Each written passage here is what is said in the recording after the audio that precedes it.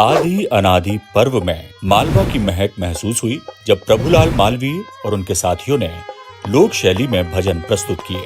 ढोलक, तानपुरा और वायलिन की स्वर लहरियों के बीच प्रभुलाल मालवीय की आवाज ने दर्शकों का मन मोह लिया।